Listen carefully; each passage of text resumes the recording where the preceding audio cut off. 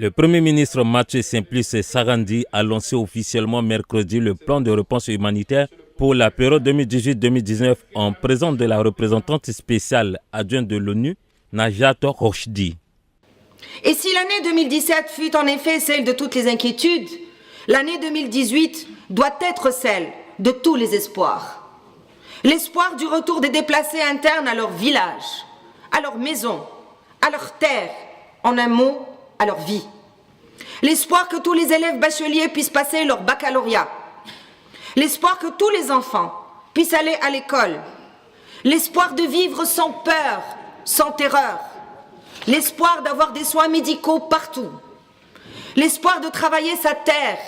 L'espoir de cultiver ses champs. L'espoir d'élever ses bétails.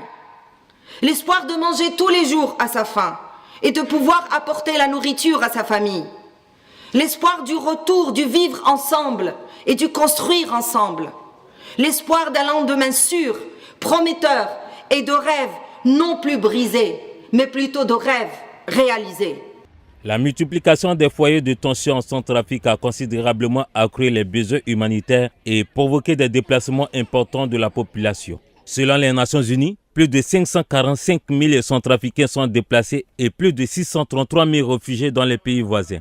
Le plan de réponse humanitaire pour 2018-2019 vise à apporter une assistance humanitaire à quelques 2,5 millions de personnes, soit près d'un Centrafricain sur deux. Il y a quelques failles en matière de moyens pour pouvoir soutenir l'action humanitaire sur le terrain.